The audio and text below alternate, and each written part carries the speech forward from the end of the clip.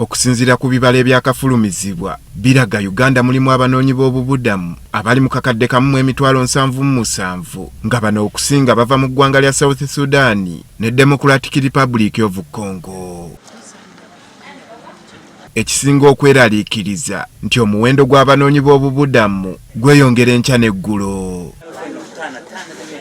Wano ebitongole by'e Bannakyewa, Kimase Corps ne Village Enterprises we biviiriddeyo okulabula gavumenti okutandika ku nteekateeka y'okuyigiriza abanoonyi b'obubudamu okwebeezaawo okusinga okubawa buli kiseera. Osobola omuntu kumujja mu bwavu mu mwaka gumu n'agira ki niyeebeezaawo nga tasobodde kugira ki nti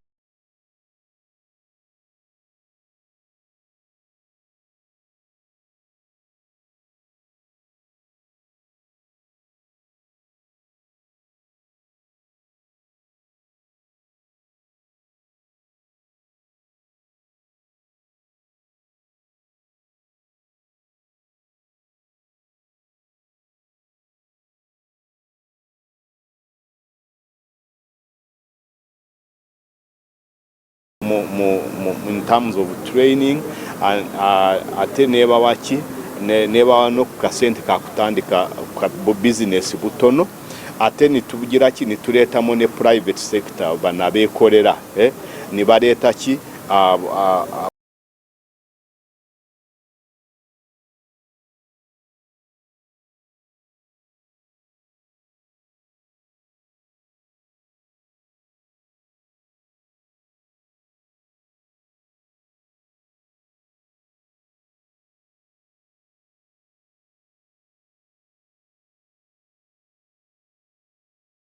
tulabye nti kisoboka nti no mu refugee camps business wezi kyokka basanze okusoomoozebwa mu nteekateeka eno olw'okuba ababundabunda bamanyira kuweebwa buweebwa. Kubanga okolera mu refugee camps abantu babeera vulnerable kwegamba baagala buyambi kati beetaaga ebintu by'obwereere ate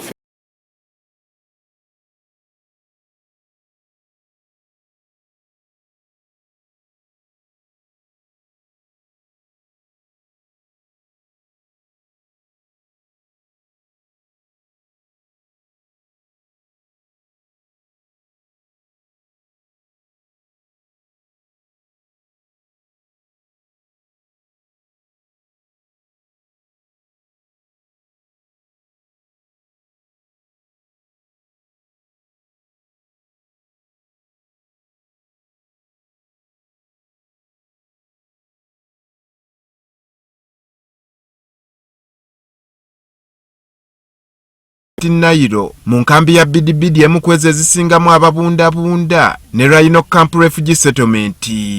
Andrew Kagwa, Agafeyo, Spark TV.